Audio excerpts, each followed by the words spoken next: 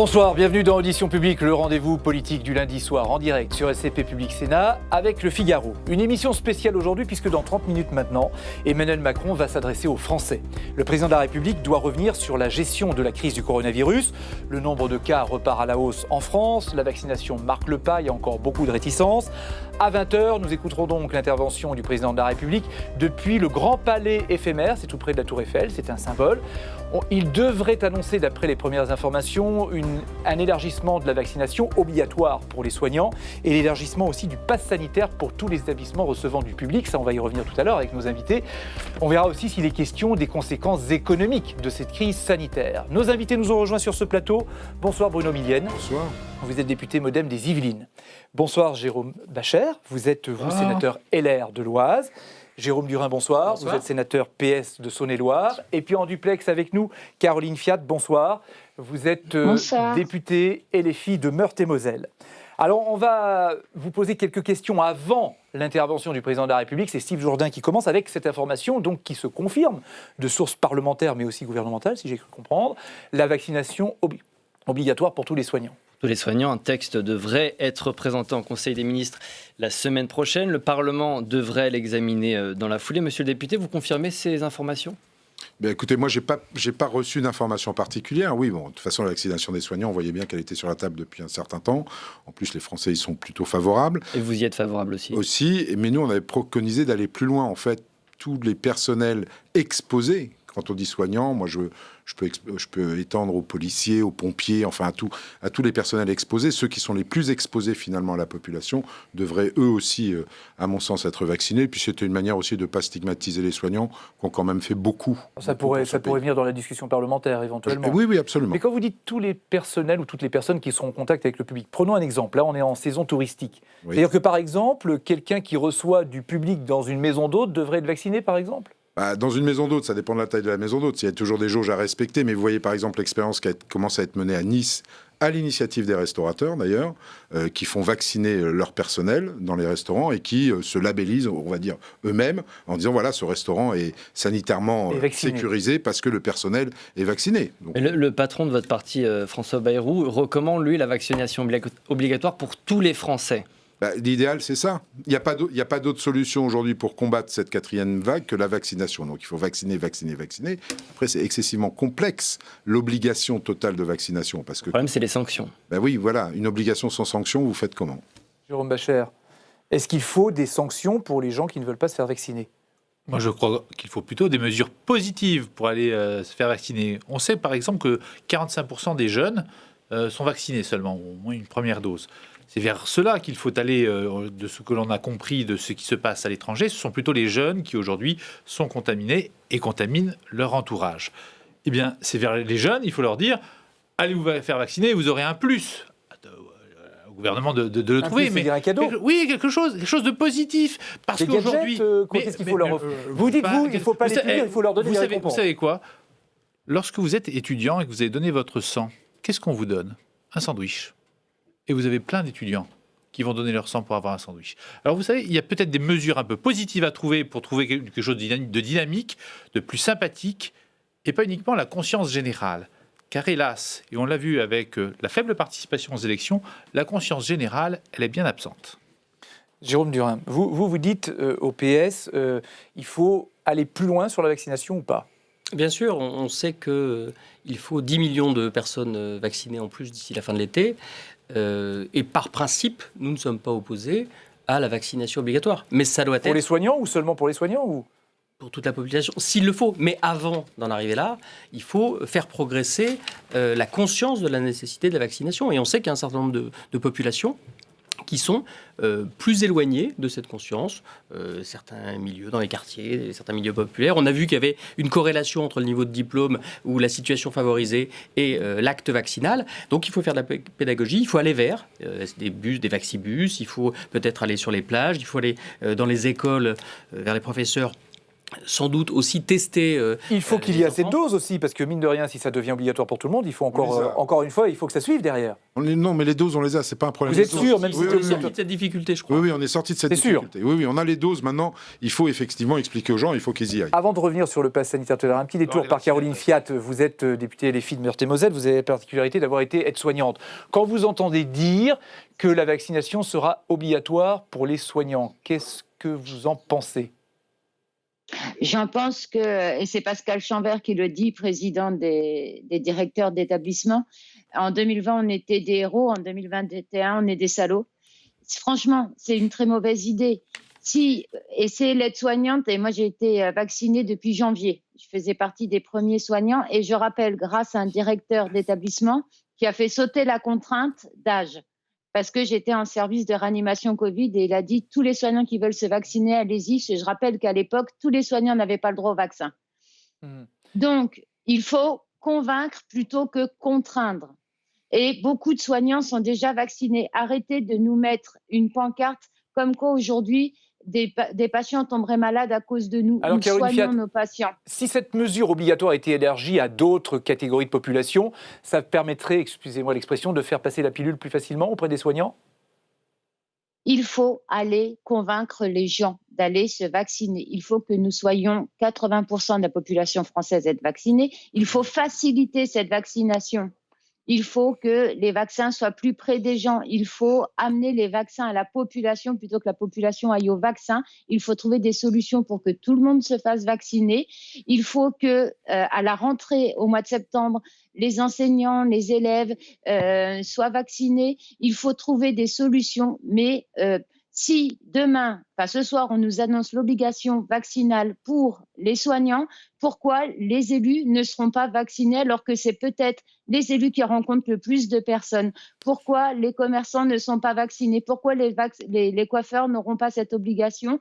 Pourquoi c'est aujourd'hui les soignants que l'on pointe du doigt alors que ce sont les soignants qui sont fatigués et qui tiennent la tranchée? Alors, on va attendre de voir ce que annonce le président de la République précisément. Alors, parmi les informations qu'on connaît déjà, Steve, il y a aussi le pass sanitaire qui pourrait être élargi, c'est ça ? Élargi aux établissements recevant du public, notamment aux établissements culturels comme les théâtres et les cinémas. Jérôme Durin, je me tourne vers vous. Commission des lois, c'est inévitable, il faut étendre ce pass sanitaire ? La question n'est pas qu'une question de principe, c'est une question d'applicabilité. Et on avait l'autre jour un débat assez nourri sur ce sujet dans notre groupe, et on avait un sénateur des Français de l'étranger qui racontait que dans le pays où il réside, Pologne, il a été isolé très longtemps, et que du coup, les mesures type isolement ont des effets contraires à ce qu'on veut, puisque les gens ne se déclaraient plus. Donc il faut faire très attention. Sur le pass sanitaire, précisément. Sur le pass sanitaire, c'est la même chose. C'est-à-dire que moi, je crois qu'il vaut mieux convaincre que contraindre, la pédagogie plutôt que la sanction, et que le pass sanitaire, il faut y aller de façon très très mesurée. Alors j'entends des collègues comme Loïc Hervé qui disent liberté publique, pouvoir travailler, pouvoir vivre normalement, étudier, c'est aussi une liberté publique. Donc on est toujours dans un équilibre très... Jérôme Bachet, où se trouve justement l'équilibre ? Ce qui est certain, c'est qu'il y a déjà un précédent pour le personnel soignant. Ils doivent être vaccinés, par exemple, contre l'hépatite B, et donc il y a une obligation sur le pass sanitaire, parce que c'est déontologique. Sur le pass sanitaire, sur le pass sanitaire, cette fois-ci, c'est autoriser les gens à avoir une activité. Et c'est peut-être une façon positive, comme je vous le disais tout à l'heure, de faire les choses. Le pass sanitaire, ça veut dire, si vous voulez participer du bien collectif, alors vous avez le droit d'aller... dans les établissements recevant du public, qui est une norme administrative, que les Français connaissent mal, mais que les élus connaissent bien, hélas, parce que c'est très contraignant. Donc les théâtres, les cinémas, si vous voulez sortir, si vous voulez même aller dans un restaurant, qui est un établissement recevant du public, alors vous devez avoir ce pass sanitaire. Ça ne me paraît pas absurde. On parle même, je crois, de l'extension au mode de transport. Train et avion. Et là, ça va être rigolo, parce que quand on parle de train et d'avion, je le comprends, mais pour ceux qui, comme moi, comme d'autres, prennent le métro ou prennent le RER aux heures de pointe, ça sera autre chose. C'est une obligation vaccinale détournée, en quelque sorte, ce pass sanitaire étendu. Je sais pas si c'est une obligation vaccinale, mais il faut que, là, effectivement, on essaye de convaincre le plus de Français possible à aller se faire vacciner. Il faut vraiment qu'on arrive aux 85-90% de la population vaccinée. Il y a des réfractaires qui resteront réfractaires jusqu'au bout. Ceux-là, on n'arrivera pas à les convaincre. Donc, il faut mettre en place toute une série de mesures qui nous permettent de pousser les gens à le faire. Alors, effectivement, l'extension du pass sanitaire en est une. Mais même nous, on avait même proposé que le remboursement, le test PCR ne soit plus gratuit pour ceux qui font des tests PCR de convenance. Voilà, c'est pas possible. Vous pouvez passer votre vie. Non, mais petit à petit, finalement, vous faites ce que vous voulez, mais vous pourrez faire de moins en moins de choses. Mais oui, donc, mais finalement, ça devient obligatoire. La solution, c'est quoi ? Est-ce qu'on va vers une 4e vague et elle va nous submerger si on ne fait rien ? C'est clair, c'est net, ça arrive. Mais oui, c'est ce que j'ai dit. Est-ce qu'elle est évitable ? Mais oui, mais est-ce qu'on va se retrouver dans la situation d'un reconfinement ? Vous avez vu les dégâts psychologiques du reconfinement. Moi, je ne sais pas ce que ça va donner. On attend de voir les résultats en Grande-Bretagne, parce que ça y est, les taux d'occupation des lits commencent à monter, alors qu'ils sont beaucoup plus vaccinés que nous. Donc, il va y avoir... À l'AstraZeneca. Oui, peut-être. Mais l'AstraZeneca est aussi fiable sur le Delta, aussi. Donc, voilà... Est-ce que ça va se produire ? Et si ça se produit, est-ce qu'on va se retrouver dans l'obligation de reconfiner ? Je ne pense pas que les gens le supporteraient, très sincèrement. Caroline Fiat, la 4e vague, à vos yeux, elle est évitable ? Oui, alors moi, ce que j'aimerais quand même préciser, c'est que vacciner, ça vous protège de ne pas faire la forme grave Oui, c'est déjà pas mal. des deltas ou de la... Mais c'est très important et c'est pour ça que je suis vaccinée et que j'invite tout le monde à se faire vacciner. Par contre, je vois de plus en plus de gens se refaire la bise, arrêter les gestes barrières en disant « je suis vacciné ». Et donc, s'il y a un message important à faire passer, c'est continuer à faire les gestes barrières. Ce n'est pas parce que vous êtes vacciné qu'on peut se réembrasser, qu'on peut arrêter les gestes barrières et qu'on peut refaire n'importe quoi. Et pass sanitaire, c'est pas parce qu'on va mettre en place un pass sanitaire qu'il faut arrêter les gestes barrières. Et d'où le besoin de personnel, par exemple dans les hôpitaux, dans les établissements de santé supplémentaires pour mettre en place ces gestes barrières. Et c'est un message très, très important. Ce n'est pas parce que vous êtes vacciné qu'il faut arrêter ces gestes barrières très, très importants. Steve, sur la question des tests payants qui a été évoquée en partie, Jérôme Bascher, peut-être ? Jérôme Bascher, ces tests PCR, faut-il les rendre payants pour ceux qui refusent de se faire vacciner ? Ça paraît assez logique, oui. À un moment, il faut arrêter... On parle de déremboursement progressif selon certaines sources à partir d'octobre. Est-ce qu'il faut le faire dès maintenant ? Est-ce qu'il faut attendre ? Attendons les annonces du président de la République et qu'on le fasse maintenant ou octobre. C'est-à-dire que si vous le faites maintenant, il faut quand même avoir la capacité à vous faire vacciner. Or, je suis désolé, on n'est pas à la moitié de la population, donc on peut faire pas tout ça en 24 heures. Non, il faut mettre des choses progressives. Jérôme Durin là-dessus ? Je suis sur la même position que mon collègue. La question de fond, c'est qu'est-ce que c'est qu'une communauté nationale ? Quelles obligations a-t-on quand on est dans un groupe, dans une société française ? Est-ce qu'on peut renoncer à se faire vacciner en faisant courir des risques aux autres, des risques sanitaires, des risques psychologiques, des risques économiques pour tous. Donc, à la fin des fins, il faut en appeler à la responsabilité individuelle. C'est ce que le président de la République doit faire ce soir, vous croyez ? Moi, je pense qu'il faut responsabiliser nos concitoyens. On n'est pas que des Gaulois réfractaires, il y a aussi des gens intelligents et je pense qu'on peut tirer, soyons positifs, il faut un discours dans ce sens-là. Je pense que le président va le faire ce soir, aucun doute là-dessus, sur la responsabilisation. Un appel à la responsabilisation. Mais bien sûr, il va le faire, c'est obligatoire de toute façon. On a bien vu, ça a augmenté les pourcentages de vaccination très vite et puis il y a eu un plateau quand on est arrivé aux alentours des, je sais plus, 35-36% de personnes totalement vaccinées parce que dans l'imaginaire des gens, peut-être ils se disent il y a suffisamment de vaccinés. L'approche de l'été aussi. Et avec l'approche la de deuxième l'été. vaccination, on ne voulait pas se faire vacciner pendant les vacances. Donc c'est ça qui a ralenti un petit peu aussi. Moi, je connais peu de gens qui partent 2 mois en vacances. Si vous calculez bien vos vacances, alors, vous pouvez vous faire vacciner. On va rejoindre Yves Tréhard, qui est éditorialiste et directeur adjoint du Figaro, qui est avec nous tous les lundis dans Audition Publique. Bonsoir Yves. Bonsoir Francis. Vous êtes avec Bonsoir nous à tous. Ce soir. Alors voilà que ces dernières semaines, Emmanuel Macron était parti à reparler des réformes. On voyait une espèce d'ouverture, j'allais dire politique. La vie politique allait respirer. Et puis patatras, on a l'impression que le coronavirus le rattrape. Est-ce que ça veut dire que le calendrier du président de la République est bousculé ? Oui, il est bousculé, bien évidemment qu'il est bousculé. Là, vous savez, le président de la République, qui sera probablement candidat à sa réélection, joue son avenir politique, c'est évident. Ça fait maintenant 18 mois que la France est plongée dans cette crise sanitaire. L'année dernière, de façon un peu inconsciente, on a relâché la bride et du coup, on a replongé dans une assignation à résidence avec confinement à l'automne. Je pense que cette année, le président de la République, qui a toujours été d'ailleurs sur la même ligne de ce point de vue, en disant il faut apprendre à vivre avec, malheureusement, mais il faut impérativement que l'activité continue. Alors pour que l'activité continue, on sait ce que ça veut dire.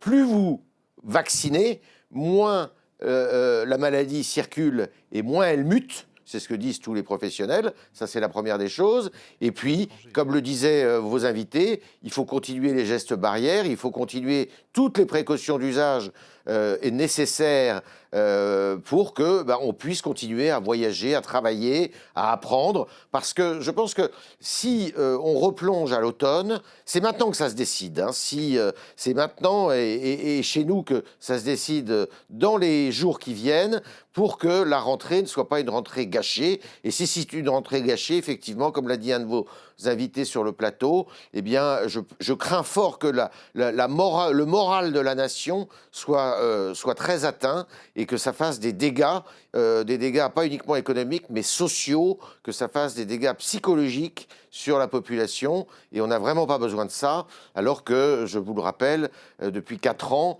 que le président de la République est en fonction, on a eu 1 an à peu près de calme. Après, nous sommes allés...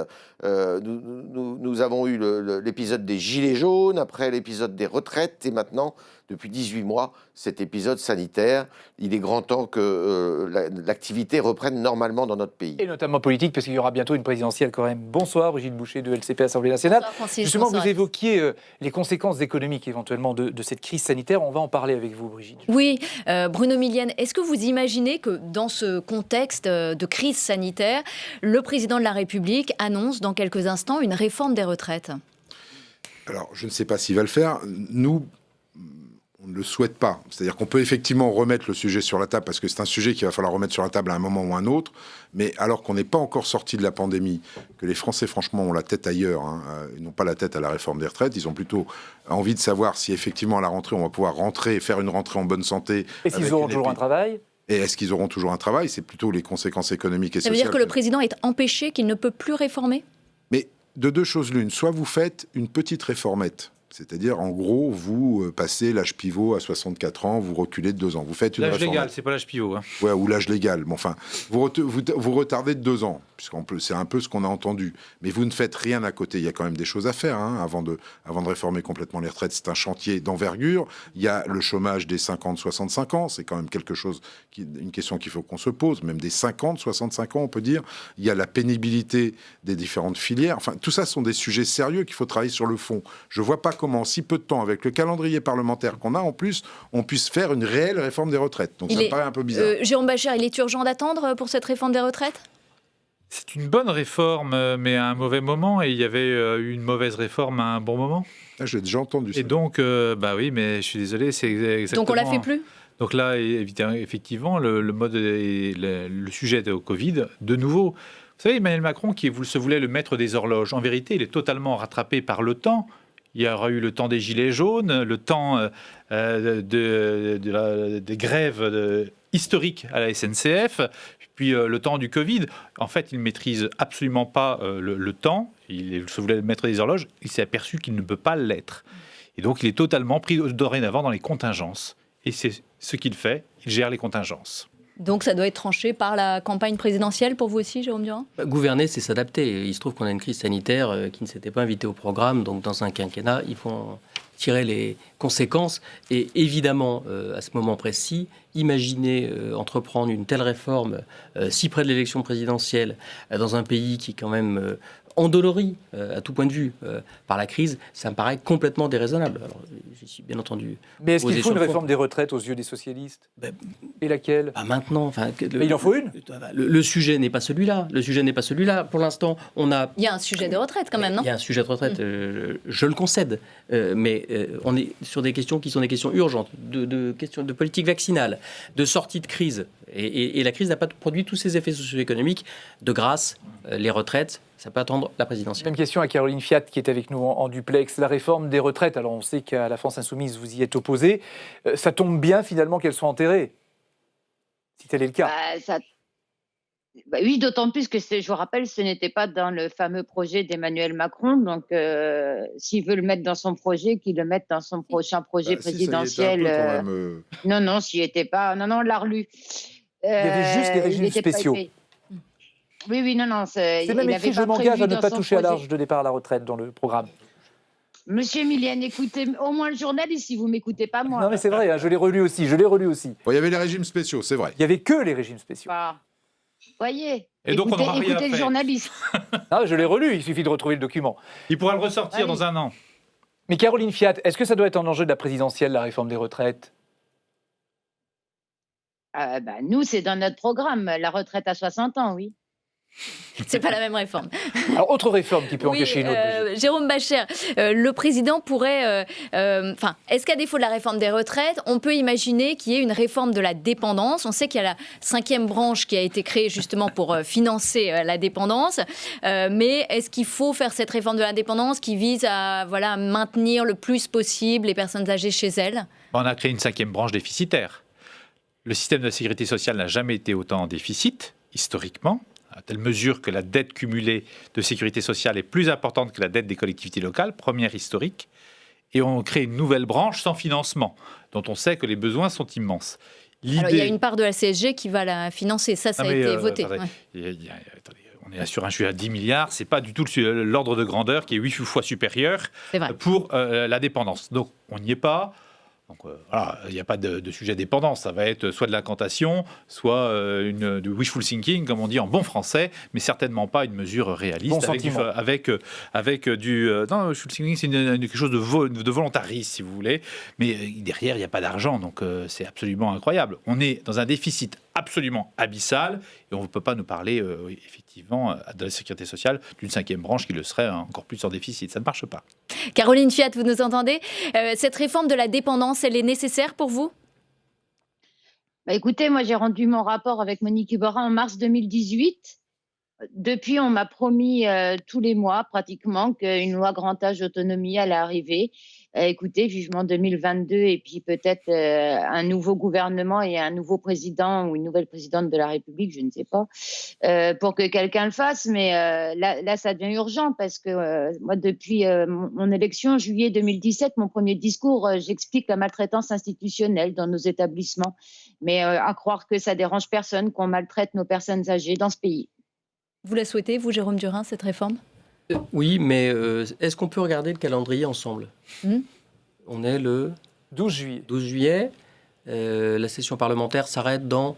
Fin juillet, quoi. Fin juillet, on aura peut-être une semaine de plus. Et doivent passer peut-être des mesures qui vont être annoncées par le président de la Avec des République mesures nouvelles. dans quelques minutes maintenant. On va rattaquer début septembre. Pour combien de temps utile? Donc, envisager dans la période des réformes de profondeur. Il y a le temps pour un gros texte encore. Il y a le temps pour un gros texte, mais dans quelles conditions politiques? Si ce sont des textes qui modifient des grands équilibres sociaux, budgétaire, il faut qu'on ait le temps de faire du bon travail parlementaire. Et le Parlement s'est travaillé vite, puisqu'on a passé des textes en 17 jours dans l'année. Donc à vous entendre, on ne réforme plus finalement. Mais comment vous voulez...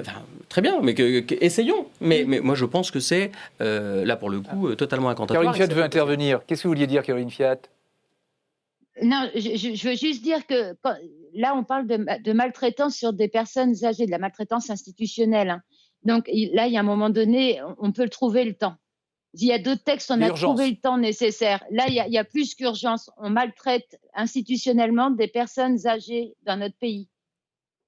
Pour vous aussi, il y a urgence, Bruno Millienne, quand vous entendez Caroline Fiat? J'entends ce que disent mes collègues. Le temps qui nous est imparti est assez court d'ici à la présidentielle 2022.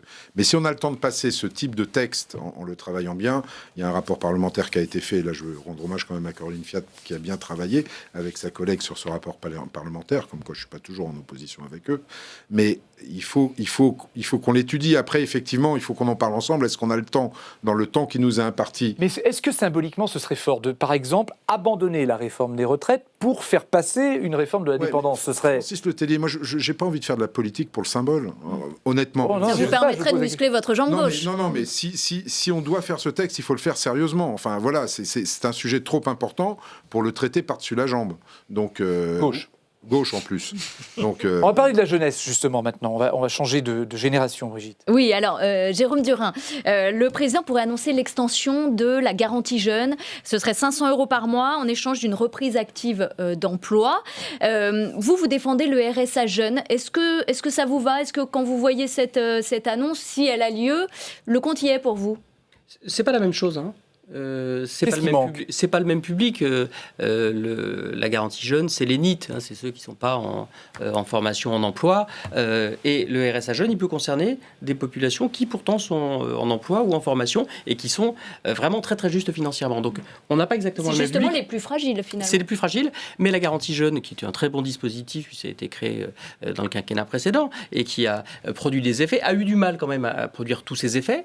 C'est une allocation et un accompagnement. Donc l'allocation, on voit bien, mais l'accompagnement, il faut du monde pour l'exercer. C'est aussi des postes derrière. Donc là aussi, on voit bien l'intention, mais est-ce qu'on est en capacité de le conduire à bout? C'est pour ça que le RSA jeune, c'est une formule qui nous paraît plus adaptée à la situation et aux besoins de la jeunesse. Jérôme Bascher, c'est de l'assistanat pour vous, une aide comme ça de 500 € pour les jeunes? Pas dans le système de la garantie jeune. Je le tiens à le dire, c'est que lorsque vous êtes accompagné par la mission locale, que vous avez le droit à cette garantie jeune de 500 €. Simplement, à la fin, tout ça a un coût. Moi, je veux bien qu'il y ait un moment, je sais bien, c'est open bar, parce que...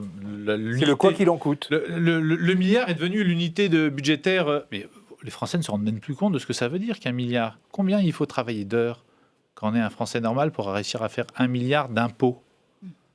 C'est absolument incroyable. Parler d'1 milliard à un patron de PME, mais c'est des sommes faramineuses qu'il faut travailler après que vous prenez en prélèvement obligatoire. On ne se rend même plus compte de ce dont on parle. Tout ça, c'est devenu... Donc il faut mettre fin au quoi qu'il en coûte pour vous? Ça, c'est très clair. Et d'ailleurs, Olivier Dussopt Mais même si la crise sanitaire continue? Et il va falloir... on vient de voter cet après-midi, j'en étais le rapporteur pour le groupe LR au Sénat, la loi de finances rectificative, donc nous l'avons voté donc pour les mesures d'urgence. Donc une rallonge budgétaire d'un peu plus de 15 milliards. Car il faut effectivement prendre les mesures d'accompagnement. Mais on sait très bien qu'il y a un autre sujet qui arrive et qui n'est nulle part annoncé, et qui devait être annoncé s'il n'y avait pas eu ce Covid. C'est un autre plan de relance. L'économie ne repart pas aussi bien qu'on ne veut le dire, car il y a un peu de délai dans l'industrie, etc. Donc vous avez des choses un peu compliquées. Bruno Millienne, ce nouveau plan de relance, finalement 15 milliards là de rallonge, ça suffira ou pas? Ou il va falloir encore remettre au pot? Moi, je ne suis pas devin. Ça suffira si la crise sanitaire s'arrête, tout simplement. Donc si on est tous vaccinés demain et qu'effectivement tout le monde peut retourner travailler, il y a un autre sujet qui est pas très politiquement correct d'annoncer, c'est qu'il faut aussi remettre les gens au travail. C'est compliqué pour certains. Je suis désolé de le dire aussi brutalement que ça. C'est compliqué depuis la crise sanitaire. Depuis la crise sanitaire. Et oui, parce que les gens ont vécu autre chose, n'ont pas forcément envie de retourner travailler dans les conditions dans lesquelles ils travaillaient avant. Alors qu'est-ce qui est blâmable? Le fait qu'ils ne retournent pas travailler ou les conditions de travail? Non, mais il y a tout. Enfin, on a tous reçu un choc psychologique énorme avec cette crise sanitaire. On va pas se mentir. Et il y a des gens qui cherchent d'autres voies que celle du salariat. Donc les patrons ont du mal à recruter. On a vu, il y a beaucoup d'auto-entreprises, d'auto-entrepreneurs qui se sont créés. Et ça devient compliqué. Pour faire remettre les gens au travail, c'est compliqué. Il y a des gens qui ne veulent pas sortir, par exemple, du télétravail. Alors qu'il y a un moment, il faut bien quand même retourner un petit peu en présentiel, refaire lien avec la société. Et c'est très compliqué. Et puis, il y a les précaires qu'il va falloir continuer à accompagner de toute façon. On est à 2 minutes de l'intervention du président de la République, Caroline Fiat. Il va falloir mettre fin au quoi qu'il en coûte, ou est-ce qu'au contraire, il faut continuer encore à déverser des milliards dans l'économie française? Non, mais moi, je voudrais répondre aux collègues qui trouvent qu'il faut arrêter le quoi qu'il en coûte. Nos jeunes font la queue devant la soupe populaire. Ils ne font pas 3 repas par jour. Je ne pense pas que pour eux, ce soit le grand kiff d'aller faire la queue devant la soupe populaire, ni pour leurs parents. qui désespèrent de ne pas pouvoir aider leurs gamins à se nourrir. Et je trouve que c'est désespérant d'entendre ce genre de choses. Moi, je pense qu'il y a de grands industriels dans notre pays pour qui 1 milliard, c'est pas grand-chose. Parce que eux, ils n'ont pas de problème. On n'a jamais eu autant de milliardaires dans notre pays.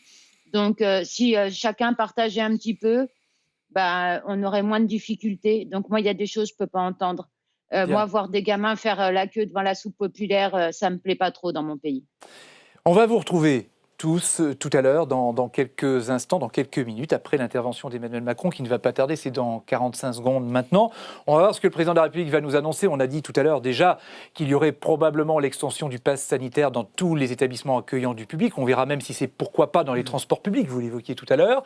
Il est question aussi d'étendre la vaccination obligatoire aux soignants. Quels soignants ? Est-ce que c'est seulement à l'hôpital ? Est-ce que ça va plus loin ? Quelle définition des soignants ? Et puis on va voir, parce qu'on l'a évoqué tout à l'heure avec vous, Brigitte, notamment avec nos invités, s'il va y avoir des annonces économiques. Parce que Emmanuel Macron avait dit aussi qu'il va y avoir le temps de la réforme, notamment de la réforme des retraites. Que va dire le président de la République ? Va-t-il confirmer qu'il y aura une réforme des retraites ou au contraire enterrer la réforme des retraites ? C'est maintenant Emmanuel Macron.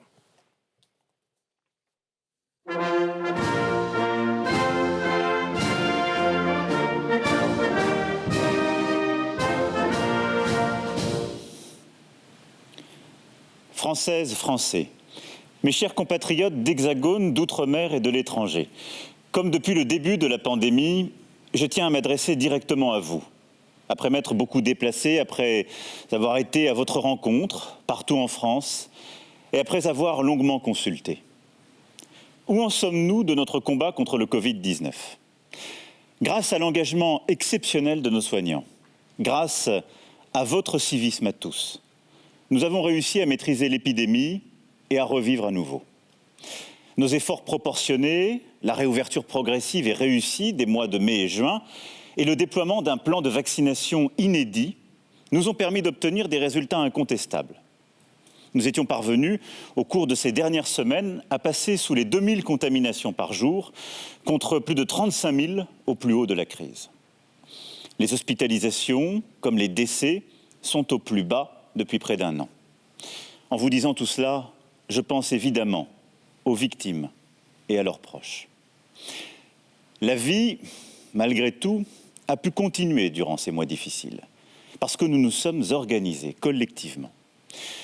Si nous avons demandé beaucoup aux enseignants, aux parents d'élèves qui ont dû s'adapter dans l'urgence quand soudain une classe fermait, si nous avons demandé beaucoup aussi à nos élèves et nos étudiants, la France a largement préservé l'instruction durant cette crise. 12 semaines de fermeture pour nos écoles depuis mars 2020. Alors qu'aux États-Unis, les écoles ont fermé durant 56 semaines ou en Allemagne durant 34 semaines. Certains cours ont pu reprendre physiquement à l'université ces derniers mois. Nous pouvons être fiers de cela, de ce choix collectif de la nation, d'avoir fait le maximum pour l'avenir de nos enfants et de notre jeunesse. Cet été, comme à la rentrée, nous accentuerons encore nos efforts pour apporter un soutien renforcé aux élèves et aux étudiants qui rencontrent des difficultés.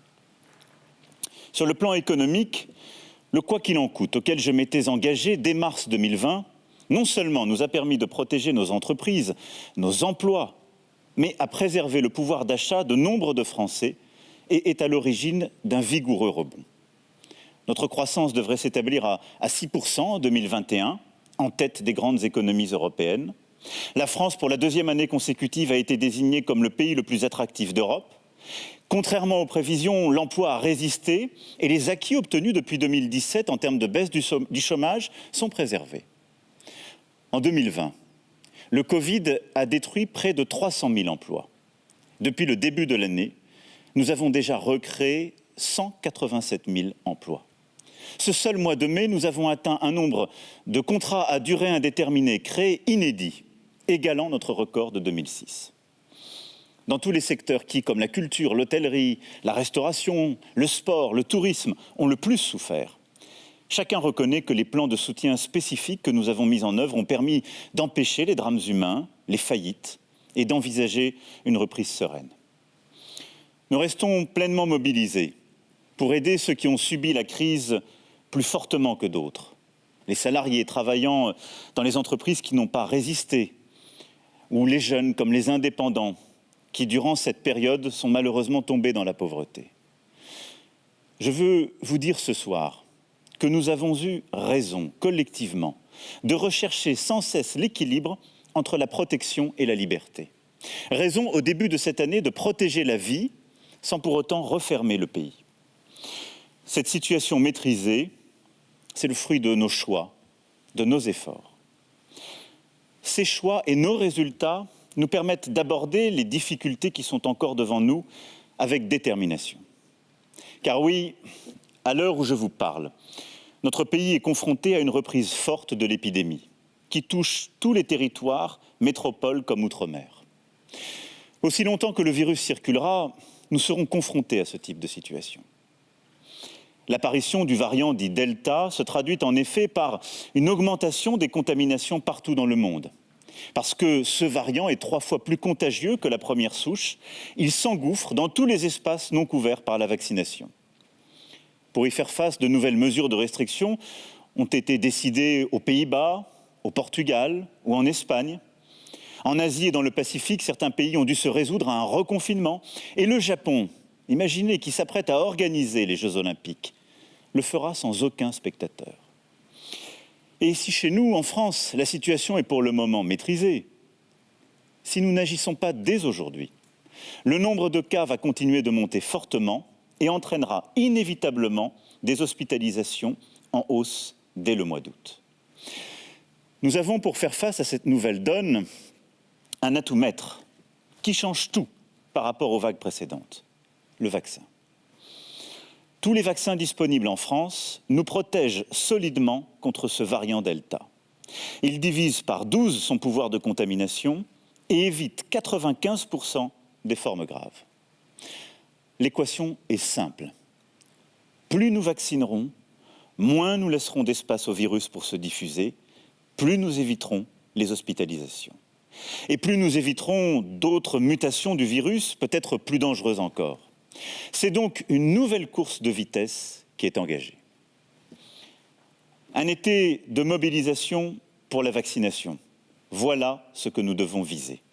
Vacciner un maximum de personnes, partout, à tout moment. Nous sommes une grande nation, une nation de science, celle des Lumières, de Louis Pasteur. Alors quand la science nous offre les moyens de nous protéger, nous devons les utiliser avec confiance dans la raison et dans le progrès. Pour nous protéger et pour notre unité, nous devons aller vers la vaccination de tous les Français, car c'est le seul chemin vers le retour à la vie normale. Dans un premier temps, pour les personnels soignants et non soignants, des hôpitaux, des cliniques, des maisons de retraite, des établissements pour personnes en situation de handicap, pour tous les professionnels ou bénévoles qui travaillent au contact des personnes âgées ou fragiles, y compris à domicile, la vaccination sera rendue obligatoire sans attendre. J'ai conscience de ce que je vous demande, mais je sais que vous êtes prêts à cet engagement. Cela participe en quelque sorte de votre sens du devoir. Pour tous nos compatriotes concernés, ils auront jusqu'au 15 septembre pour se faire vacciner. Il faut commencer dès maintenant. À partir du 15 septembre, des contrôles seront opérés et des sanctions seront prises. Il y a ensuite tous les autres Françaises et Français, les millions d'entre vous qui n'ont pour le moment reçu aucune injection. En fonction de l'évolution de la situation, nous devrons sans doute nous poser la question de la vaccination obligatoire pour tous les Français. Mais je fais le choix de la confiance. Et j'appelle solennellement tous nos concitoyens non vaccinés à aller se faire vacciner dès aujourd'hui au plus vite. 9 millions de doses vous attendent dès aujourd'hui, qui n'ont pas encore été injectées. Et nos commandes continuent d'arriver. Que ce soit donc près de chez vous, sur votre lieu de vacances, avec ou sans rendez-vous, faites-vous vacciner. C'est la seule façon de vous protéger et de protéger les autres. C'est une question de responsabilité individuelle, de sens de l'esprit collectif. C'est aussi ce dont dépend notre liberté à toutes et tous. Je pense en particulier à tous nos concitoyens de plus de 60 ans et aux personnes vulnérables, dont celles qui sont en surpoids grave, qui ne sont pas encore vaccinées aujourd'hui. Vous êtes celles et ceux qui couraient aujourd'hui le plus grand danger. J'en appelle donc à votre mobilisation. Nous déploierons durant tout l'été la vaccination au plus près du terrain, en travaillant étroitement avec nos médecins, nos pharmaciens, mais aussi nos associations dont je veux saluer l'engagement. Et nous irons vacciner celles et ceux qui sont aussi le plus loin des soins. Pour les collégiens, les lycéens, les étudiants, des campagnes de vaccination spécifiques seront déployées dans les établissements scolaires dès la rentrée. Je veux m'adresser enfin à ceux qui, vaccinés les premiers, c'est-à-dire en janvier et février, verront prochainement leur taux d'anticorps baisser et leur immunité diminuer. Je veux ici les rassurer. Dès la rentrée, une campagne de rappel sera mise en place pour vous permettre de bénéficier d'une nouvelle injection selon le même système et dans les mêmes conditions que là où les premières. Les rendez-vous pourront être pris dès les premiers jours du mois de septembre. Il n'y a donc pas d'inquiétude à avoir, mais malgré le vaccin, je vous demande à toutes et tous de continuer à être prudents et de continuer à respecter ces gestes barrières contre le virus que vous connaissez bien désormais. En complément de la vaccination, nous allons devoir mettre en place de nouvelles mesures pour freiner le virus. Parce que le niveau de vaccination y est encore très insuffisant et que les hôpitaux sont déjà sous forte pression, l'état d'urgence sanitaire sera déclaré dès demain en Conseil des ministres pour la Martinique et la Réunion. Et un couvre-feu sera instauré. Pour autant, dans l'Hexagone, sauf dans les départements qui dépasseraient un taux d'incidence de 200 et verraient leurs hospitalisations augmenter ou des mesures de freinage pourront être prises par nos préfets, notre approche sera plus simple. Partout, nous aurons la même démarche. Reconnaître le civisme et faire porter les restrictions sur les non-vaccinés plutôt que sur tous. Dès cette semaine, les contrôles aux frontières seront encore renforcés pour les ressortissants en provenance des pays à risque, avec un isolement contraint pour les voyageurs non vaccinés. Dès le 21 juillet, le pass sanitaire sera étendu aux lieux de loisirs et de culture. Concrètement, pour tous nos compatriotes de plus de 12 ans, il faudra, pour accéder à un spectacle, un parc d'attractions, un concert ou un festival, avoir été vacciné ou présenter un test négatif récent. Ce pass est disponible sur l'application Tous Anti-Covid, mais chacun peut utiliser la version papier remise au moment de la vaccination.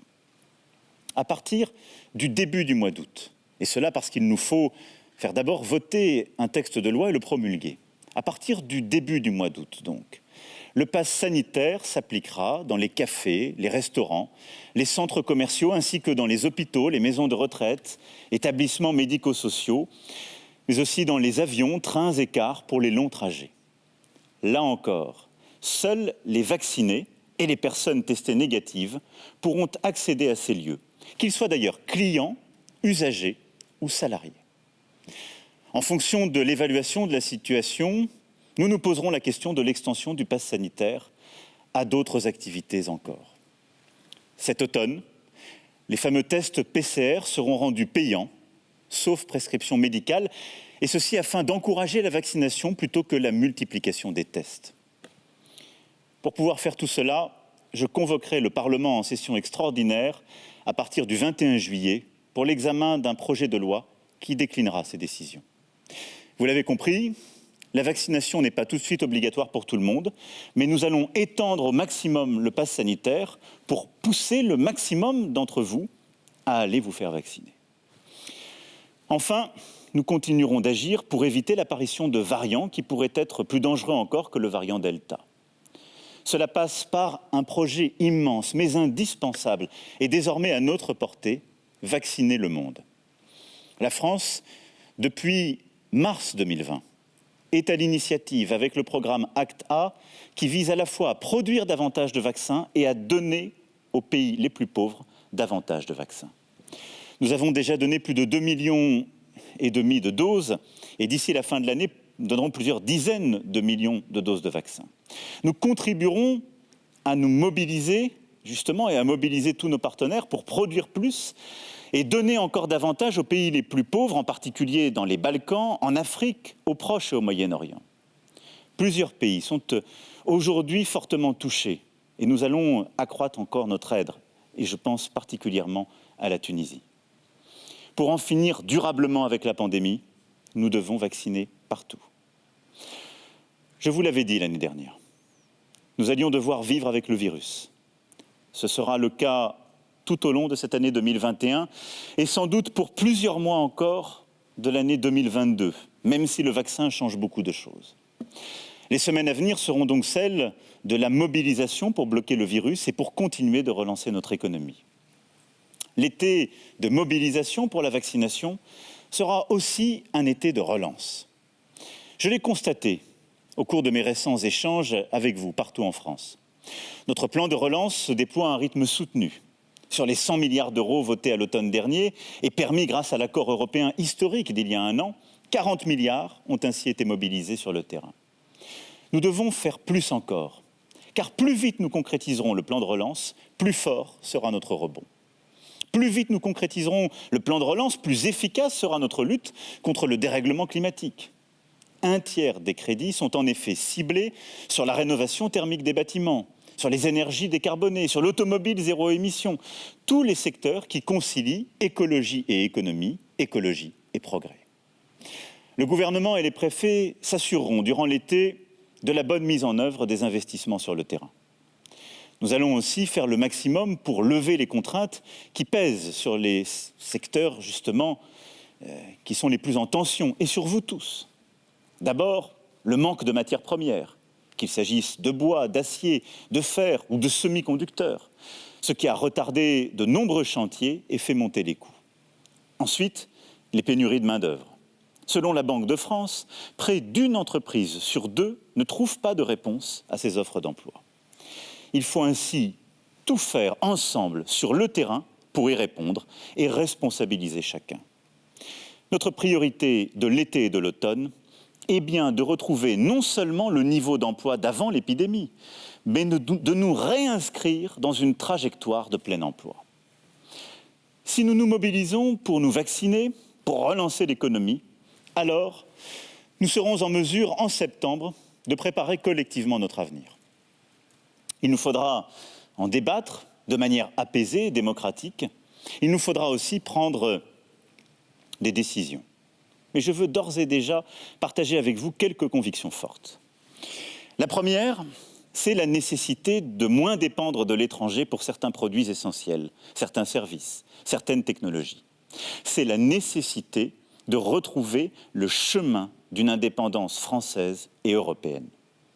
Parce que nous avons vécu durant cette crise les conséquences de la dépendance. Grâce à l'action menée depuis 2017, nous sommes en train de réussir, de nous améliorer. Des productions majeures pour la vie du pays, comme celle de paracétamol par exemple, ont été relocalisées en France. Une usine géante de batteries pour nos véhicules électriques va prochainement ouvrir sur nos terres industrielles du Nord et préfigurer des investissements massifs dans la transformation de l'industrie automobile. J'ai lancé le mois dernier un plan d'investissement de 7 milliards d'euros pour l'innovation en matière de santé, des usines, de la recherche, chez nous, en France. Nous sommes, depuis 2 ans, la première nation européenne du numérique et de la technologie. Nous devons donc continuer d'investir et encourager ces initiatives qui ont créé plus de 160 000 emplois. Ce défi désormais, qui est le nôtre, est de changer d'échelle, de généraliser partout cette dynamique, de redevenir une grande nation de recherche, d'innovation, d'agriculture et d'industrie. Réindustrialiser, réconcilier la croissance et l'écologie de production. Au niveau national, la baisse des impôts de production, ainsi que celle de l'impôt sur les sociétés que nous avons décidé, vont permettre d'accélérer ce mouvement. Au niveau européen, la présidence française de l'Union européenne, qui commencera le 1er janvier 2022, nous permettra de bâtir un agenda commun d'indépendance industrielle et technologique. À la rentrée, après le travail et les consultations en cours, nous déciderons d'un plan d'investissement qui visera un objectif: bâtir la France de 2030 et faire émerger dans notre pays et en Europe les champions de demain qui, dans les domaines du numérique, de l'industrie verte, des biotechnologies ou encore de l'agriculture, dessineront notre avenir. La deuxième conviction, c'est que nous avons vu la force durant cette crise de notre modèle social. Il a protégé nos entreprises, nos emplois, notre culture, de nombreux secteurs exposés. Il a protégé notre pouvoir d'achat durant la crise. C'est un joyau qu'il nous faut préserver. Ce modèle social français repose sur un fondement, le travail. Sans travail, pas de production. Sans travail et sans production, pas de financement de notre santé, pas de financement du chômage partiel, pas de financement de nos retraites. La priorité de la sortie de crise sera donc la même que depuis le début du quinquennat, le travail et le mérite. C'est pour cela que nous allons continuer d'investir dans la formation tout au long de la vie dès cette rentrée. Nous formons durablement plus de demandeurs d'emploi qu'il y a 4 ans, mais ce n'est pas encore assez. Et j'ai demandé au gouvernement, dès cette rentrée, de lancer un plan massif de formation et de requalification des chômeurs de longue durée. C'est pour cela que la réforme de l'assurance chômage sera pleinement mise en œuvre dès le 1er octobre, autour d'une volonté simple. En France, on doit toujours bien mieux gagner sa vie en travaillant qu'en restant chez soi, ce qui n'est actuellement pas toujours le cas. C'est pour cela aussi que nous devrons engager, dès que les conditions sanitaires seront réunies, la réforme des retraites. J'ai toujours tenu un langage de vérité. Oui, notre système est injuste. Avec 42 régimes différents, il entretient des inégalités majeures et il faudra aller vers plus de simplicité pour plus de justice. Et donc les régimes spéciaux devront être supprimés pour les nouveaux employés dans ces secteurs. Oui, parce que nous vivons plus longtemps, il nous faudra travailler plus longtemps et partir à la retraite plus tard.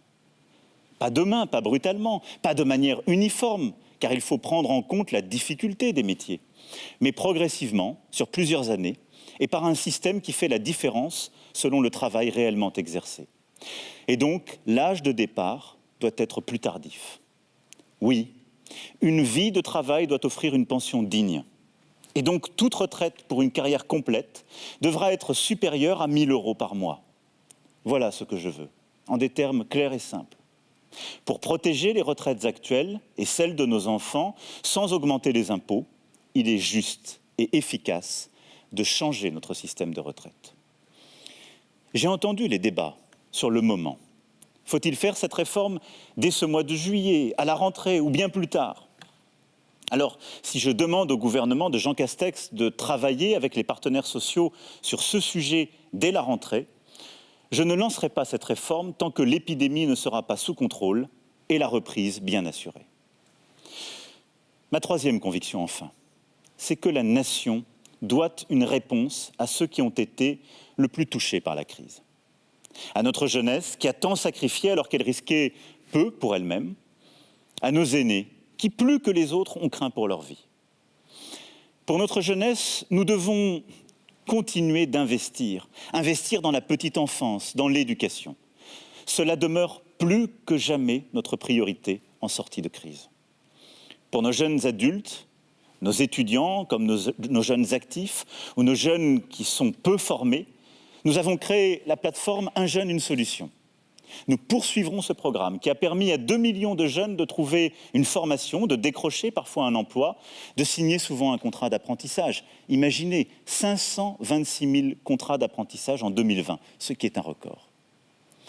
Pour amplifier cette dynamique, je présenterai à la rentrée le revenu d'engagement pour les jeunes, qui concernera les jeunes sans emploi ou formation et sera fondé sur une logique de devoir et de droit. Quant à nos aînés et nos concitoyens en situation de handicap, trop souvent confrontés à une solitude sans solution, nous leur devons une grande ambition humaniste pour l'autonomie, un accompagnement renforcé pour le maintien à domicile, des maisons de retraite modernisées. Accompagnement de notre jeunesse, meilleure prise en charge des aînés, c'est un nouveau pacte français entre les générations qu'il nous faut bâtir pour notre nation. Cette ambition devra être financée et ce ne sera pas par une hausse d'impôts. Là aussi, je demeure constant. avec la suppression de la taxe d'habitation, la baisse des cotisations sociales, la diminution de l'impôt sur le revenu, ce qui représente 170 € en plus par mois pour un salarié au SMIC. Nous avons assumé d'améliorer le pouvoir d'achat et de baisser les impôts, une priorité pour les classes moyennes, et nous ne reviendrons pas en arrière. Nos réformes ne seront pas davantage financées en laissant filer la dette. La nouvelle génération doit déjà assumer la dette écologique. Je n'ajouterai pas à ce fardeau la dette financière. La seule solution, le seul moyen d'assurer ce nouveau pacte est de travailler davantage, d'investir, d'innover, d'inventer, d'améliorer notre croissance et de continuer à réformer. Réformer l'État, comme nous avons commencé à le faire avec la réforme de la haute fonction publique et la suppression de l'ENA, de simplifier le millefeuille territorial, de simplifier partout où c'est possible l'action publique. La seule solution est de continuer à bousculer le système et les positions établies, les rentes, les statuts. C'est ainsi que nous reprendrons le contrôle de notre destin comme nation. C'est ainsi que nous reprendrons chacun le contrôle de nos vies comme citoyens. La volonté que la France doit porter est bien celle-là. Reprendre le contrôle de notre destin. Garantir à chacune et chacun des nôtres qu'il pourra retrouver de son destin personnel, professionnel, familial et civique. Bien des questions devront trouver réponse dans les mois qui viennent, que je n'ai pas ici abordées dans le cadre de ce message ce soir. J'ai bien entendu l'inquiétude que fait naître la montée d'une violence endémique dont sont victimes les plus fragiles, les femmes souvent, y compris dans le couple, de jeunes adolescents dans la rue, et le manque de respect à l'égard des forces de l'ordre ou de sécurité. J'ai entendu le message porté à l'endroit de nos institutions par l'abstention impressionnante aux élections régionales et départementales. Et j'ai en tête les questions qui portent sur les équilibres de notre démocratie. Devant toutes ces questions, j'ai une certitude. Nous devons non seulement prolonger notre effort, mais le renouveler, en inventant chaque jour le nouveau modèle que notre pays et le monde attendent. Mais des choses dans le monde sont en train de bouger aussi, grâce à des initiatives que propose et soutient la France. Il faudra se souvenir que c'est en ces premiers jours de l'été 2021 que la communauté internationale, dans un effort sans précédent, a décidé d'une imposition mondiale des multinationales à 15% minimum, mettant ainsi fin aux évasions fiscales et aux paradis fiscaux. La France a été en première ligne et a contribué à faire bouger l'Europe et le monde. Mes chers compatriotes, cet été de retrouvailles et de retour aux sources, cet été qui sera fait de moments amicaux et familiaux, devra donc être néanmoins un été de vigilance, de lutte contre le virus, de vaccination. J'ai confiance en vous, confiance en nous, pour rester unis, sereins et déterminés. Alors, à la rentrée, nous aurons rendez-vous avec notre avenir, pour bâtir une France indépendante, qui ne vit pas dans la nostalgie, mais sait prendre les décisions nécessaires à sa destinée. Une France conquérante, qui a foi en la force de sa jeunesse et n'a pas peur du futur, mais l'invente. Une France unie, qui sait être solidaire, civique, responsable, dans l'épreuve comme dans la conquête. Vive la République et vive la France.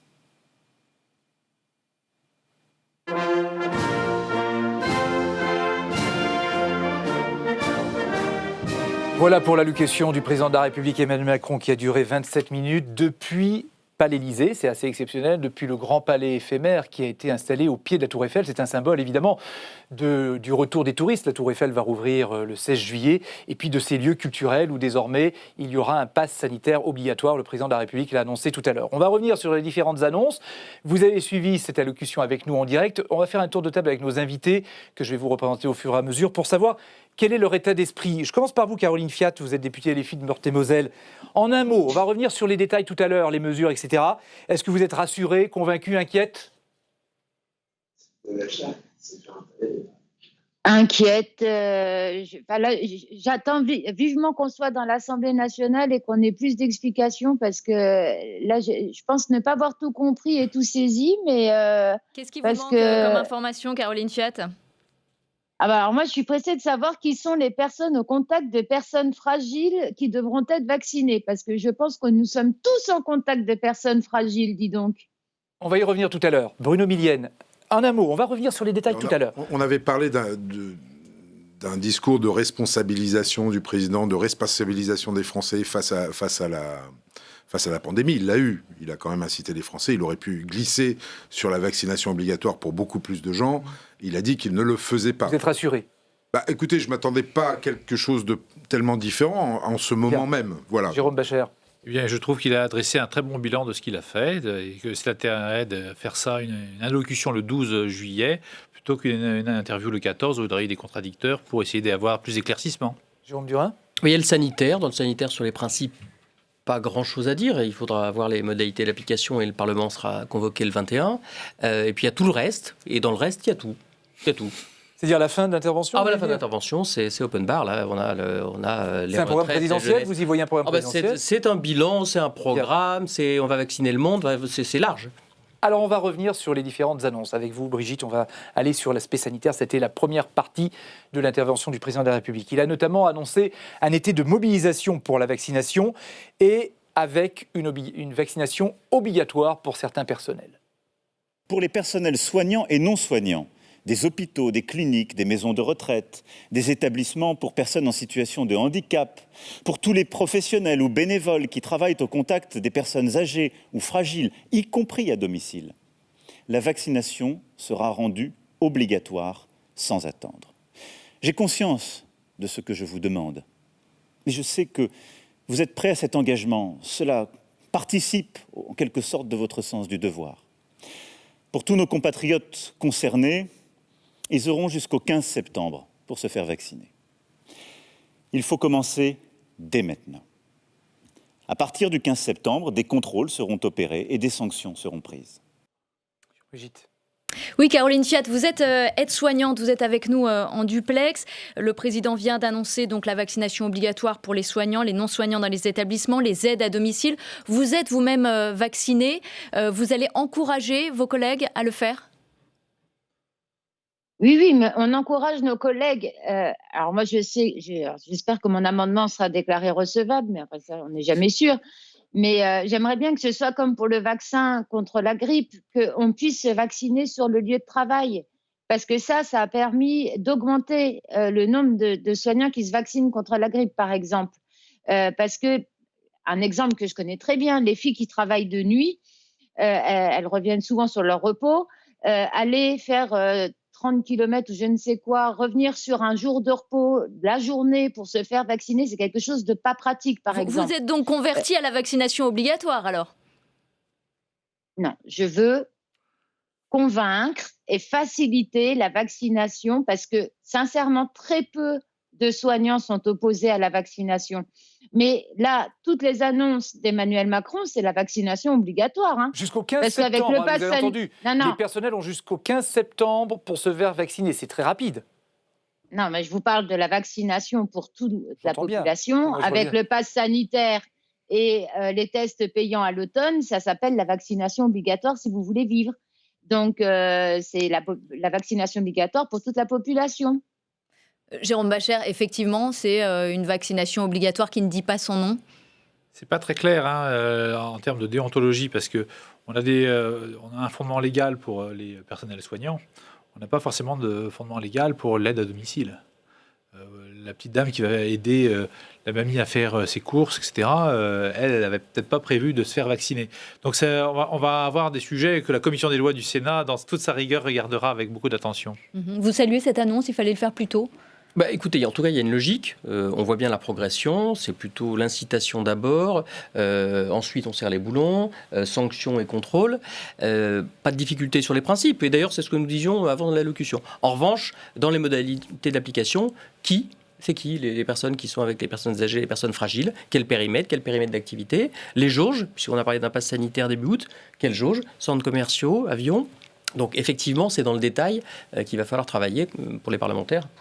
Tout ça existe dans le droit. Bruno Millienne, la vaccination obligatoire pour tous, c'est ce que vous demandez, vous, au MoDem, c'est ce qu'a demandé François Bayrou. Ça ne va pas encore tout à fait assez loin. Vaccination obligatoire comme ça du jour au lendemain. Il y a quand même un Le président l'a quand même évoqué avec insistance. Mais on ne peut pas. Vous pensez qu'on y viendra ? Contrôle, sanctions et jusqu'au 15 septembre pour se faire vacciner. Quand même, là, on l'a déjà dit tout à l'heure, vous voyez bien que si on ne se fait pas vacciner, le virus va continuer à circuler, et quand il continue à circuler, il mute. Alors on peut continuer comme ça, ad vitam aeternam, et puis avec des risques de virus beaucoup plus dangereux que le variant Delta, et se retrouver dans des conditions économiques très difficiles. Auquel cas, ça sera très difficile pour le pays. Donc vaccination obligatoire, c'est pas une vaccination obligatoire. Ça va arriver avec le monde. Mais commençons déjà là. C'est pas une vaccination obligatoire du jour au lendemain. C'est une vaccination qui 15 va devenir... septembre, ça va aller vite. C'est 2 mois pour faire ça. Mais c'est tenable. Vous pensez que c'est tenable ? Bien sûr que c'est tenable. Il y a les doses. Maintenant, il faut voir les modalités. Ça, c'est important parce qu'on voit bien pour les personnels hospitaliers, on voit bien pour les personnels dans les EHPAD et dans les maisons de retraite. Il faut qu'on voit un petit peu pour les aides-soignants et pour les personnes à domicile comment ça se passe. Moi, j'ai un petit regret quand même. Je vous le dis, j'aurais quand même mis les enseignants aussi, puisque la rentrée est début septembre, j'aurais mis les enseignants dedans. Il y aura une campagne de sensibilisation dès la rentrée pour les collégiens, les lycéens et les étudiants. Par ailleurs, j'ajoute. Oui, mais c'est pas aux collégiens, aux lycéens et aux étudiants. Alors qu'ils se fassent vacciner. J'ai bien compris, c'est les enseignants que vous évoquez. Oui, moi, c'est les j'ai bien compris. enseignants. Mais j'ajoute ça comme information, Brigitte. Oui, Caroline Fiat, il y aura des contrôles et des sanctions, c'est ce qu'a dit le président de la République, Francis vient de le dire. C'est applicable, ces sanctions, en tant qu'aide-soignante ? Moi, ce qui m'inquiète, c'est qu'on est dans une période, et Monsieur Millienne m'entend assez souvent hurler dans l'hémicycle, où les soignants démissionnent. Donc, trouvons des solutions pour leur donner des sanctions pour les licencier. Tiens, à la veille d'une 4e vague où on manque déjà cruellement de soignants, c'est peut-être pas la meilleure des idées. Non, mais sincèrement, on manque déjà cruellement de soignants. Non, mais je vous écoute après, Monsieur Millienne. Oui. Mais on manque déjà cruellement de soignants. Est-ce qu'on peut écouter les soignants ? Madame Fiat, je voudrais juste que vous répondiez à une question. Une question. Elle n'est pas méchante, elle n'est même pas piégeuse. Quand il a fallu faire vacciner les soignants contre l'hépatite B, parce qu'eux-mêmes risquaient de l'attraper, c'était eux qui étaient en danger, ça n'a posé aucun problème. Je ne comprends pas pourquoi aujourd'hui il y a des réticences des soignants pour se faire vacciner contre la Covid-19 ou le Covid-19, comme vous voulez, alors que là, effectivement... on le sait, aujourd'hui, c'est devenu la maladie nosocomiale la plus importante dans les hôpitaux en France. Donc il y a un moment où moi je veux bien tout, mais de la même façon que je le demande pour les professeurs et pour les instituteurs, il y a un moment où les personnels qui sont au contact des plus fragiles doivent en conscience aller se faire vacciner. Caroline Fiat vous répond et on va passer à la deuxième annonce. Caroline Fiat. Oui, alors, ma réponse va être très simple. L'OMS préconise de ne pas obliger le vaccin. Il faut aller convaincre et faciliter à la vaccination. Donc dès que l'OMS impose, vous irez... Finir. Bon, voilà, Mais laissez-moi finir. Et ensuite, le vaccin ne suffit pas. Il faut maintenir les gestes barrières. Aller dans un EHPAD demain et demander si les filles ont le temps d'aller laver les mains de leurs résidents toutes les heures. Non, on n'est pas assez. Non mais donc, Caroline Fiat, je suis d'accord, mais... L'obligation vaccinale, d'accord ? L'obligation ratio soignants-résidents, ok. S'il n'y a pas les deux, ça ne fonctionnera pas. Demain, tous les soignants seront vaccinés, les clusters continueront. Un mot vite fait ? Non, mais sur le fond, vous avez raison, mais quand même, la première des choses à faire, c'est quand même d'aller se faire vacciner. Je trouve un petit peu dommage qu'on soit d'obliger des gens à aller se faire vacciner. Caroline Fiat, encore un mot, médical. On arrête là. Caroline Fiat. Convaincre, faciliter l'accès au vaccin des soignants. Ça fait des mois qu'on essaye de convaincre, Madame Fiat. C'est bon. Alors, il y a un endroit où on ne va plus convaincre, c'est à partir du 21 juillet, passe sanitaire obligatoire dès 12 ans pour aller voir un spectacle, les centres d'attraction, les centres commerciaux aussi. Dès le 21 juillet, le pass sanitaire sera étendu aux lieux de loisirs et de culture. Concrètement, pour tous nos compatriotes de plus de 12 ans, il faudra, pour accéder à un spectacle, un parc d'attractions, un concert ou un festival, avoir été vacciné ou présenter un test négatif récent. Ce pass est disponible sur l'application Tous Anti-Covid, mais chacun peut utiliser la version papier remise au moment de la vaccination. À partir du début du mois d'août, et cela parce qu'il nous faut faire d'abord voter un texte de loi et le promulguer. À partir du début du mois d'août, donc, Le pass sanitaire s'appliquera dans les cafés, les restaurants, les centres commerciaux, ainsi que dans les hôpitaux, les maisons de retraite, établissements médico-sociaux, mais aussi dans les avions, trains et cars pour les longs trajets. Là encore, seuls les vaccinés et les personnes testées négatives pourront accéder à ces lieux, qu'ils soient d'ailleurs clients, usagers ou salariés. Brigitte. Bruno Millienne, le pass sanitaire va s'appliquer dans beaucoup d'endroits, on l'a bien compris, à partir du début août, sachant qu'il faut 2 doses, plus 14 jours après la 2e dose et que nous sommes le 12 juillet. Est-ce que vous pensez que tous les Français pourront aller au restaurant, au cinéma, au théâtre ? Le pass sanitaire, ce n'est pas le pass vaccinal, ce n'est pas que la vaccination. Donc c'est une vraie incitation, évidemment, pour les Français à aller se faire vacciner le plus parce que les rapidement tests PCR possible. seront payants Et après. les tests PCR et les tests antigéniques restent, et la preuve que vous n'êtes pas contaminant reste aussi si vous avez eu le Covid il n'y a pas longtemps. Donc ne faisons pas trop peur aux Français là-dessus. C'est une incitation forte pour qu'ils aillent se faire vacciner, Oui, ça c'est puisque sûr. les tests PCR vont être payants. Oui, Donc mais- là, c'est oui, clair et mais- net, il n'y a pas de Oui, choix. mais plus tard, hein. Peu de temps après. Bon, mais simplement, vous pouvez, pour l'instant, continuer le temps de vous faire vacciner, effectivement, avoir test PCR antigénique et puis preuve que vous n'êtes pas contaminant. Vous le voterez, Jérôme Bascher ? Je ne sais pas ce qu'il y aura dans le texte. Moi, j'aime bien voir sur pièce. C'est les déclarations du président entre le verbe et l'écrit. Vous savez, scripta manent, comme on dit en latin. Donc, moi, j'attends de voir ce qu'il y a vraiment dans le texte. Mais ça vous moi, je suis convient? très C'est une embêté- bonne je suis très mesure ou embêté, pas pour vous? Je suis très embêté. Les parcs d'attractions avec un pass sanitaire pour les plus de 12 ans, ils peuvent refermer. Alors, il faut dire les choses telles que. Oui, les enfants de 12 ans ne sont pas vaccinés, 13 ans. On fait un test, donc on on fait va un pas les- on va test pas les PCR, avoir, on peut y enfin, aller. Ouais. Ça complique un tout petit peu leur vie alors qu'ils n'avaient déjà pas besoin de ça. Et la France est un de ces pays où Oui, il y parce en que a. ça voudrait dire qu'il faudrait Autant- passer un test autant- PCR avant d'aller au Autant parc les Astérix, bars par pour les plus exemple. de 18 ans, on peut assumer. Et c'est même très... moi, ça me gêne absolument pas. Voilà, tous ces endroits, il n'a pas parlé des discothèques d'ailleurs. Non. C'est un mot qu'il Non. a oublié. Non, mais déjà, elles sont soumises déjà au pass sanitaire, mais on n'a pas les jauges. Jérôme Durin ? Et voilà. Non, C'est mais une on a bonne oui, mesure les jauges, pour l'instant, les nouvelles jauges, j'entends. Il y a un principe politique très fort qui est dicté, c'est vers la vaccination, on rentre dans l'entonnoir. C'est très clair. Donc du coup, les tests PCR seront payants, il y aura des contrôles, le pass sanitaire, des campagnes d'incitation. On est dans cet entonnoir vers la vaccination. Et sur le principe, moi, ça ne pose pas de difficulté.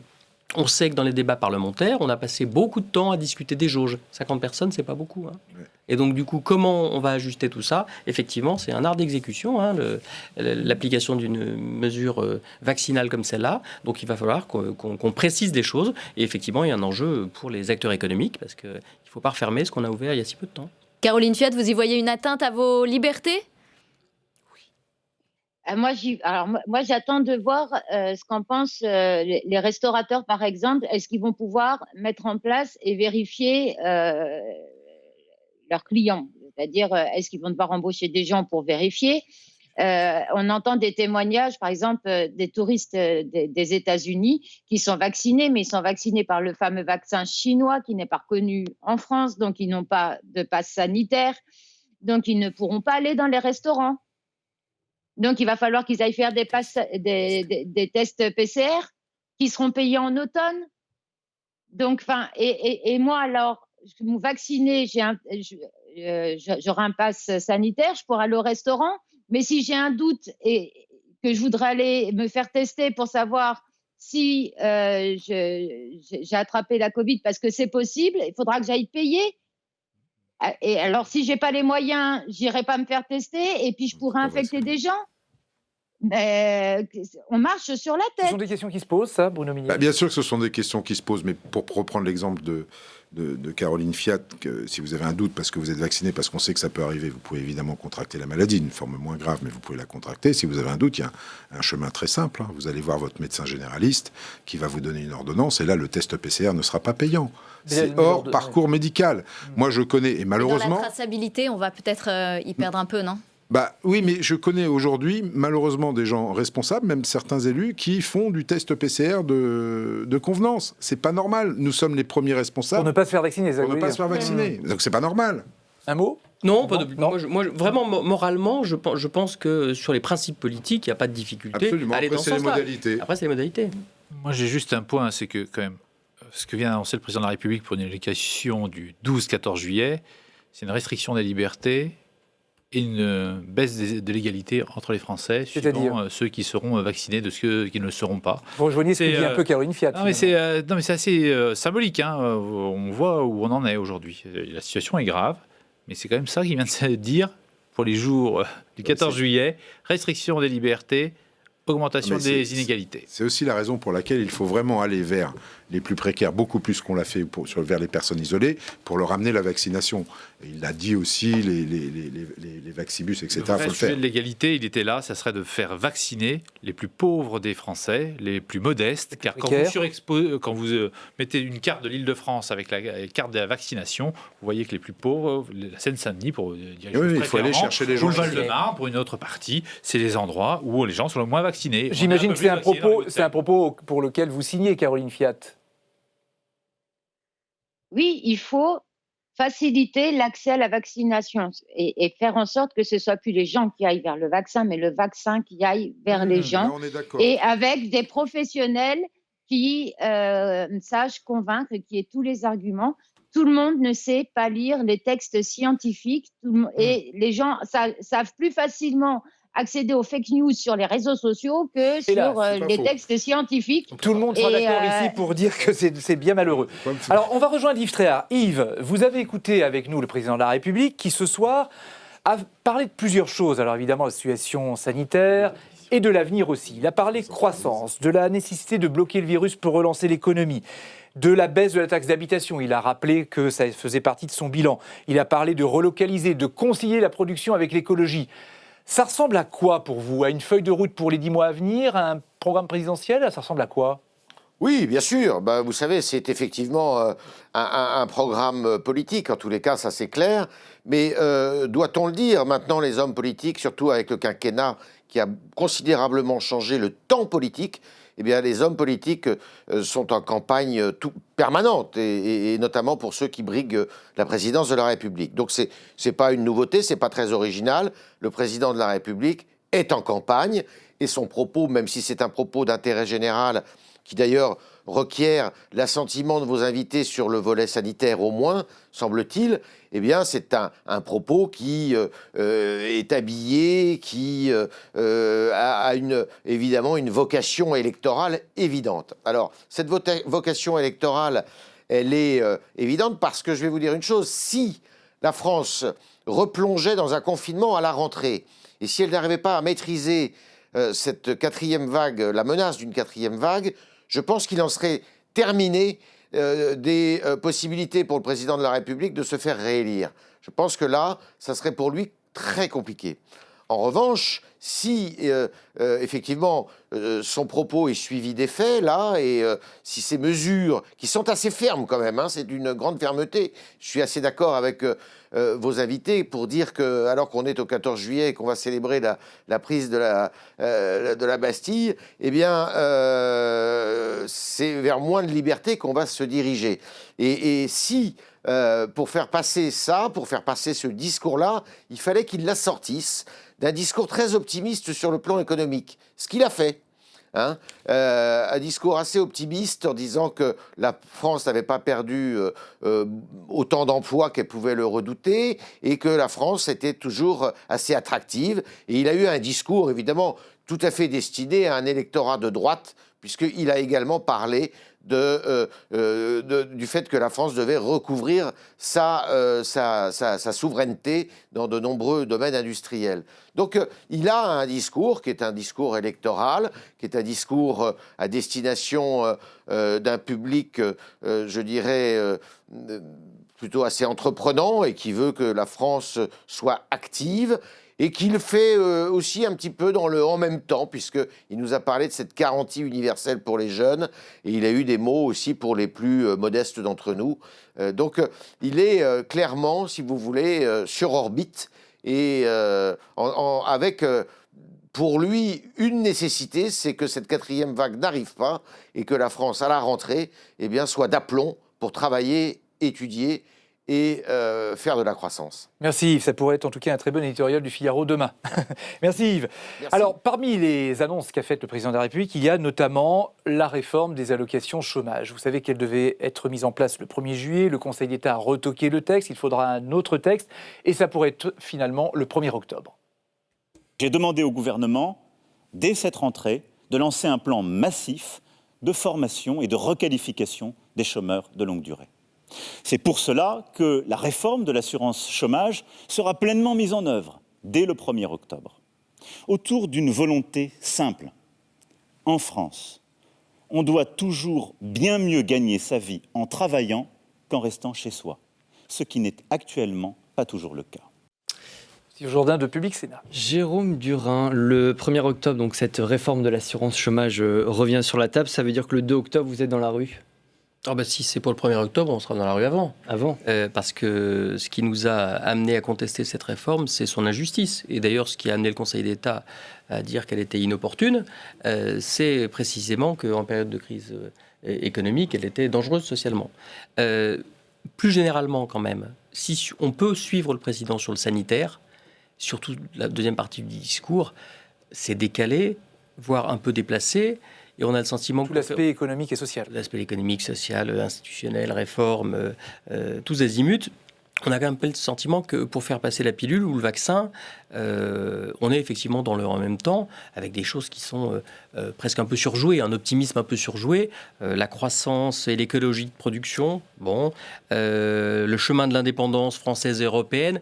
Que ne l'a-t-il fait avant On a abandonné certains joyaux industriels du pays il n'y a pas si longtemps, alors qu'il était aux affaires.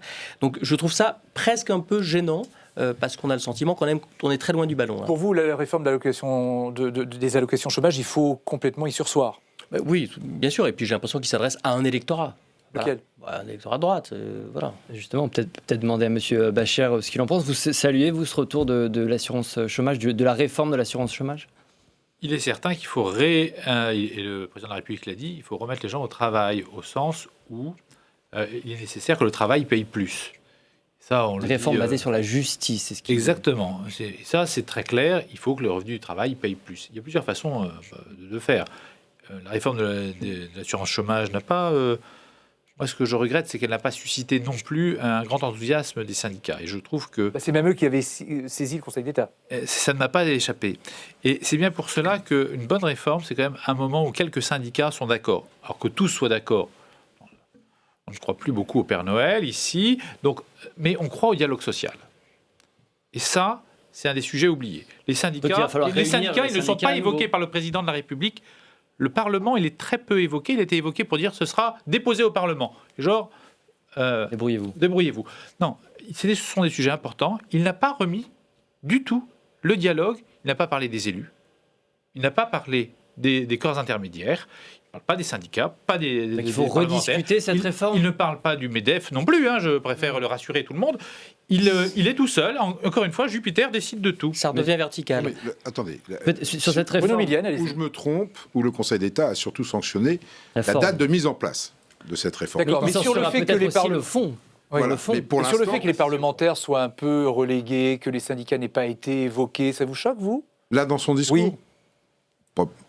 Pas plus que ça. C'était pas le discours. On est habitué maintenant. Non, mais c'était pas le discours qu'il attendait. Je trouve aussi qu'il s'est positionné aussi pour la présidence française de l'Union européenne avec ce côté moins de naïveté, plus de relocalisation européenne. Il s'est vraiment positionné là-dessus. Donc, vous pouvez pas faire sur une allocution qui n'est pas une allocation du type 14 juillet, mais qui est une allocution qui était surtout destinée à savoir ce qu'on allait faire sur la crise sanitaire, le développement économique des prochains mois, des prochaines années. Je pense qu'il va y revenir. Il va y revenir. Non, mais c'est cette réforme de l'assurance chômage. C'est une réforme politique. Il en va de la crédibilité d'Emmanuel Macron là-dessus. Nous l'avons voté parce que nous considérons aussi, quelque part, que il faut vivre de son travail et pas seulement... Et c'est vrai quand il dit qu'il y a des gens qui vivent mieux en étant au chômage que des gens que lorsqu'ils travaillent. Et ça, c'est insupportable. C'est une forme d'injustice, c'est une forme d'inéquité. Je ne parle pas d'égalité, c'est une forme d'inéquité. Vous voulez dire, Jérôme Durand? Non, mais là, on retrouve quand même un discours très culpabilisateur. Mais c'est pas culpabilisateur, c'est un fait, monsieur. Moi, je culpabilise personne. Non, mais la difficulté moi-même, si je gagne plus au chômage qu'en allant travailler, je reste au chômage. Je suis désolé de vous le dire. Un mot de Caroline Ça, c'est pas Fiat. la culpabilité. Caroline Fiat. C'est humain, tout simplement. Oui. Avant le discours, vous voyez, on s'est quitté en disant qu'on n'aurait pas le temps de faire une loi sur l'autonomie et la dépendance dans l'agenda, mais on aura le temps de faire la réforme de l'assurance chômage. Vous voyez, dans le rapport Fiat-Ibora sur la dépendance, le ratio soignant-résident, 210 000 emplois. Voilà, plutôt que de faire une réforme sur l'assurance chômage et de dire que les chômeurs se plaignent dans l'assistanat, valait peut-être mieux faire une loi sur l'autonomie et la dépendance, arrêter la maltraitance sur les personnes âgées et créer des emplois. Emmanuel Macron a évoqué une autre réforme dont on attendait beaucoup de déclarations, c'est la réforme des retraites. Pas tout de suite, a-t-il dit. En revanche, ce sera plus rapide pour les régimes spéciaux. Nous devrons engager, dès que les conditions sanitaires seront réunies, la réforme des retraites. J'ai toujours tenu un langage de vérité. Oui, notre système est injuste. Avec 42 régimes différents, il entretient des inégalités majeures. Et il faudra aller vers plus de simplicité pour plus de justice. Et donc, les régimes spéciaux devront être supprimés pour les nouveaux employés dans ces secteurs. Oui, parce que nous vivons plus longtemps, il nous faudra travailler plus longtemps et partir à la retraite plus tard. J'ai entendu les débats sur le moment. Faut-il faire cette réforme dès ce mois de juillet, à la rentrée ou bien plus tard? Alors, si je demande au gouvernement de Jean Castex de travailler avec les partenaires sociaux sur ce sujet dès la rentrée, je ne lancerai pas cette réforme tant que l'épidémie ne sera pas sous contrôle et la reprise bien assurée. Oui, Jérôme Bachelard, il faudra relever donc l'âge de départ à la retraite, mais pas tout de suite, c'est ce qu'il dit. C'est un peu ce que dit d'ailleurs Xavier Bertrand. Vous êtes sur la même ligne sur ce point? Moi, j'ai pas compris ce qu'il a dit, le président de la République, excusez-moi, le en même temps, c'est lorsque les conditions sanitaires le permettront. Alors ça, c'est bien parce qu'en février, vous savez, il n'y a plus de Parlement, on suspend 2 mois avant l'élection présidentielle, donc là, on aura peut-être une bonne grippe, donc on ne sait pas quand ce sera. Donc c'est pas, vous voyez, c'est un système, c'est ce qu'il avait promis effectivement dans son programme de 2017 qu'il n'a toujours pas fait, qu'il ne fera pas. Et vous voyez, vous intéressez aux régimes spéciaux dorénavant? Vous vous rappelez la plus grande grève de la SNCF historique? On va peut-être demander à Caroline Fiat ce qu'elle en pense. Caroline Fiat, cette suspension provisoire de cette réforme des retraites, vous la saluez? Oui, puis quand les conditions sanitaires iront mieux et puis quand la relance aura repris, c'est pas demain la veille. Donc écoutez, c'est une bonne nouvelle. Et la réforme est enterrée, c'est ce que vous dites. Pas que les conditions sanitaires n'aillent pas bien, mais que la réforme des retraites soit enterrée. Pour vous, elle est enterrée, là? Écoutez, vu les conditions qu'il met en face pour la mettre en place, c'est pas demain la veille. Mais même si j'avais envie d'y croire, ce qui n'est pas le cas, je n'y croirais pas. Il nous dit, dans la même allocution, attention, campagne de rappel pour ceux qui ont déjà eu 2 doses, il va falloir vivre avec ce virus jusqu'en 2022. Et par ailleurs, il a sorti cette réforme d'une condition de retour à bonne fortune sanitaire. Donc ça ne tient pas. Donc c'est le président réformateur qui essaye de montrer que le travail n'est pas fini et qui va pousser jusqu'au bout. Mais franchement, l'espoir qu'on peut avoir dans ces promesses ou dans ces annonces est assez ténu. Et vous y trouvez plutôt de quoi vous ravir ou pas? Non, je trouve que c'est maladroit. Je trouve que c'est maladroit, que c'est malvenu et que on aurait dû rester sur le sanitaire et tout le reste, ça peut attendre. Parce que là, pour l'instant, ce qui préoccupe les gens, c'est la question sanitaire et on l'attendait sur le sanitaire. L'économique, le social, sous condition, c'est pas de saison.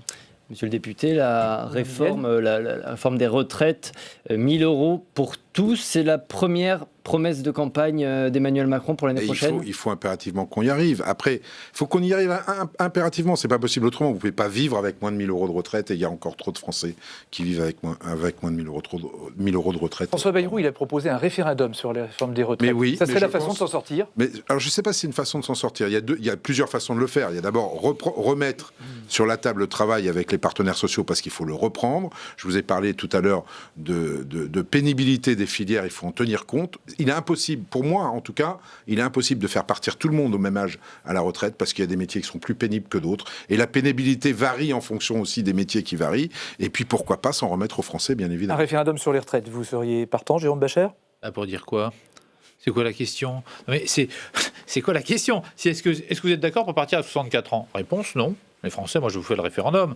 Enfin, si vous faites un truc, soit c'est incompréhensible, vous aurez, de toute façon, comme vous le savez très bien, un référendum, vous n'avez pas la réponse à la question qui est posée. Donc, au moins, on sera servi. Jérôme Durin ? S'il faut bricoler quelque chose sur un coin de table, je ne pense pas que ce soit une bonne idée. Et puis, vu le succès que rencontrent les Isoloirs en ce moment, un référendum de la période me paraît très incertain.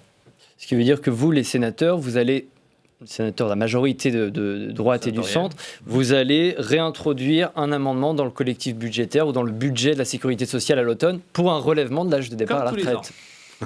Et vous pensez que ça peut aboutir à quelque part, non ? Dès que les conditions sanitaires et de relance seront là.